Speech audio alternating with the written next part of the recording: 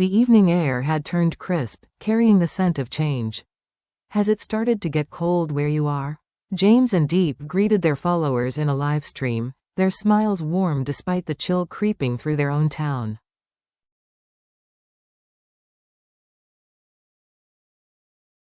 Remember to wear something cozy when you go out, Diep reminded everyone gently, her voice tinged with care.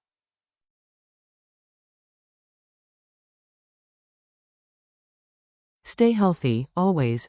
Not far from that moment of ease, a different kind of conversation unfolded, a meeting of duty and fairness.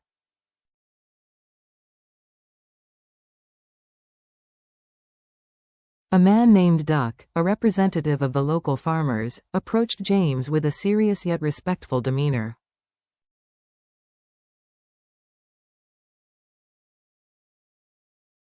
I came here on behalf of the farmers, Duck said.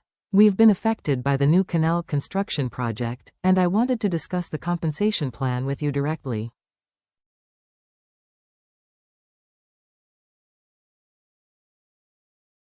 James listened intently, the faint hum of machinery nearby underscoring their exchange.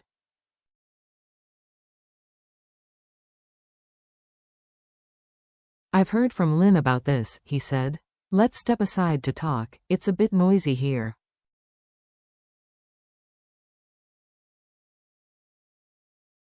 The two men moved to a quieter spot.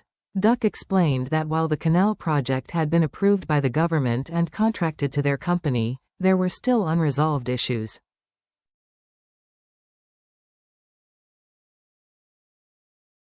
We understand that this project will benefit the farmers in the long run, Duck continued.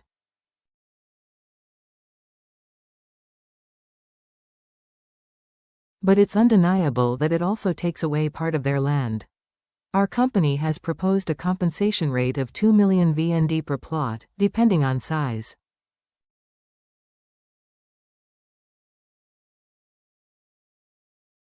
But some households feel that's not fair, James nodded thoughtfully. Some families lose more land, some less.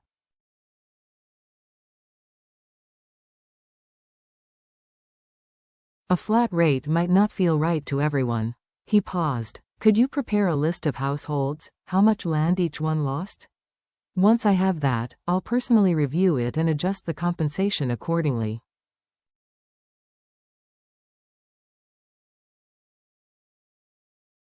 We'll make sure it's fair. Relief flickered across Duke's face. That would mean a lot to the people, sir.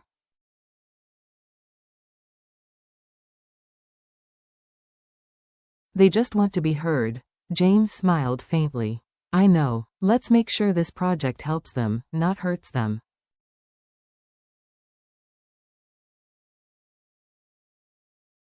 Thank you for coming today. When the meeting ended, the sun was already dipping low.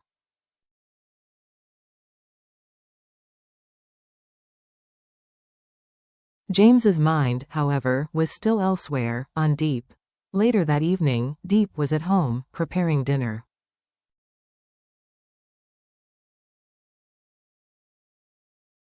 Her small temporary house smelled faintly of jasmine and warm rice.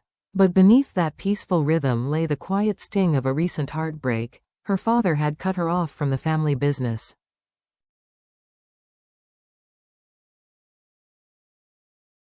You could say he fired me from his own company, she told James over the phone earlier that week.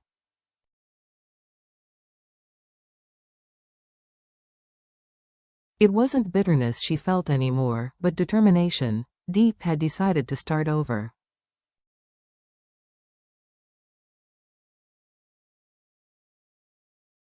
Before heading to the market, she called her neighbor, Aunt Huyen, who often helped care for little Nhi, Diep's niece.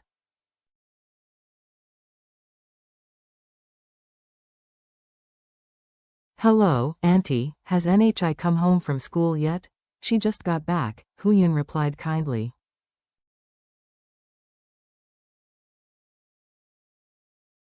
I was about to take her out to play, maybe buy her a few things.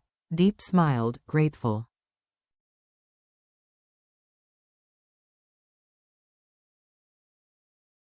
That's wonderful. I'll come pick her up another day, then.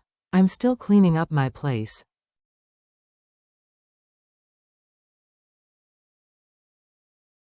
Don't worry about her, the aunt said. Focus on settling in. And don't forget to eat properly, okay?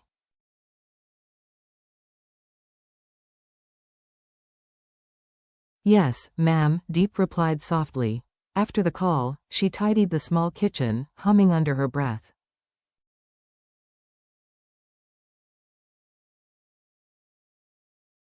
The air smelled faintly of lemongrass.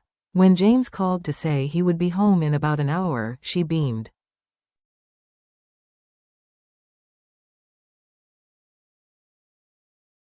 I'll wait for you. I'm cooking tonight, he chuckled over the line. What's on the menu?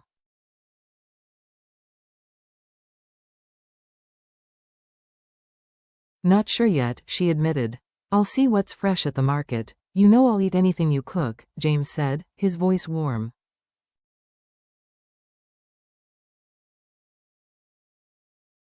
When he finally returned, the evening sky was already dark. Still not done cooking? He teased as he walked in, setting down a bag.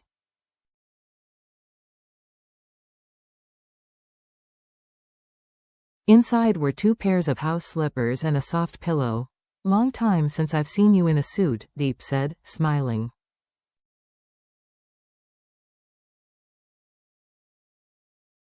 You look handsome in it, more mature, James laughed lightly. Thank you. I just came from registering our company.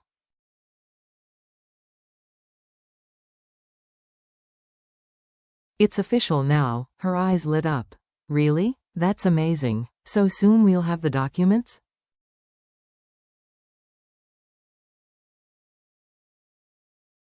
In a day or two, he said. Then we'll start searching for an office space together.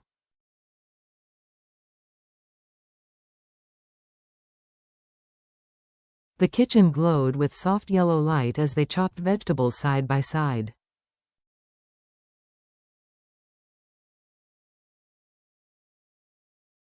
This kitchen feels cleaner already, James noted.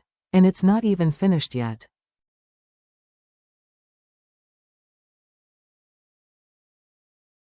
Diep nodded. Once we're done, I'll set up a proper gas stove here. Maybe even an induction one.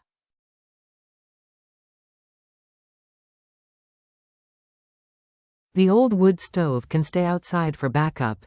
James handed her the knife. Here, let me help.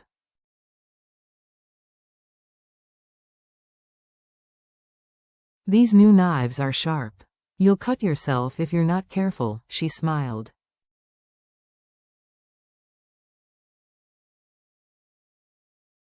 Thank you. There was a pause before he spoke again, quieter this time. You know, I can already imagine it. One day, you'll be the boss of your own company.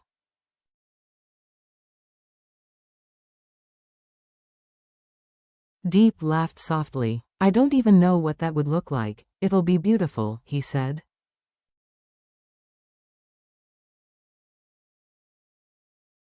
I can already see it. Their conversation drifted between plans for the house and stories about Diep's mother, who was now in the city taking NHI to the playground.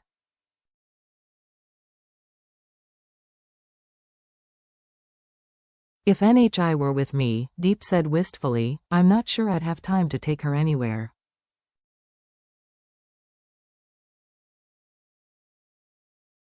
You'll have time, James reassured her. You're building something new, and you're not alone.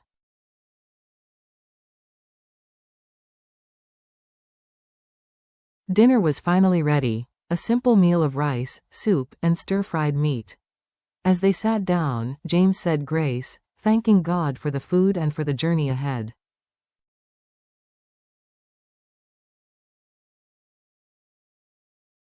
By the way, he said suddenly, a mischievous smile spreading across his face. Do you know what I named our company?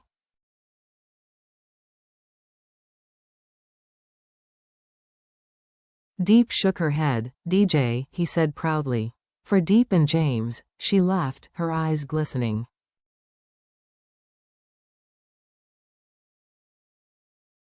Then that makes me the boss and you my assistant, right? Exactly, he teased. I'll handle the small stuff.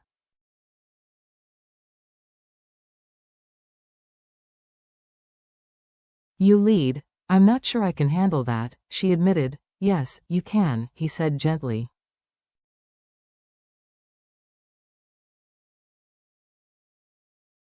I believe in you. The evening stretched on in warmth and quiet laughter. Diep fussed over how much rice she had cooked. Too much again, she sighed, but James only smiled.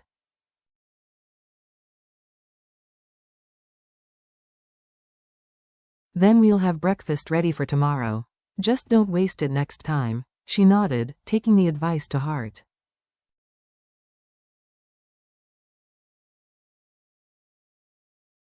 I'll learn, she said. He looked at her for a long moment. You already have. You're getting more confident, more beautiful, and smarter every day.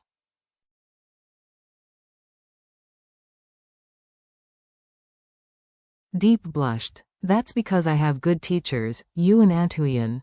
They spoke of dreams and responsibilities, of finishing the house and launching the business.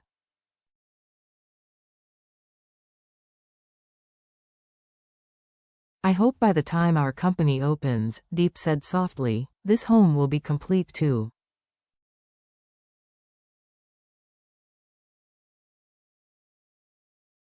It will be, James assured her. We'll make sure of it. When they began to eat, James couldn't help but remark, you know, after a long day, just sitting here with you makes all the stress disappear.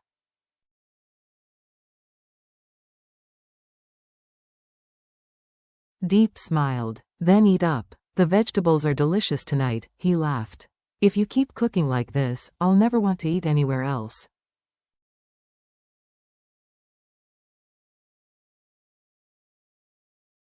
Between bites, they talked about the small things, how a stray black and white cat had been lingering near the kitchen, how it might belong to a neighbor, how cats, like people, are drawn to warmth and the scent of home.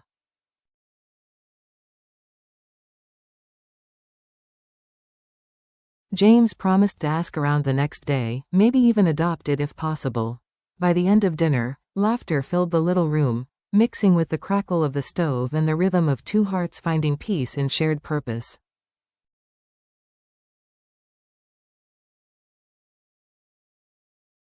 The dream of their new company, DJ, was more than a business. It was a symbol of rebirth, partnership, and resilience.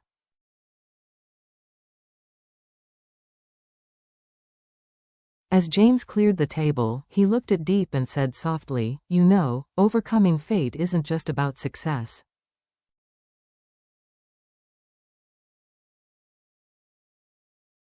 It's about finding the strength to start again, together. Diep looked back at him, smiling through the soft glow of the evening light.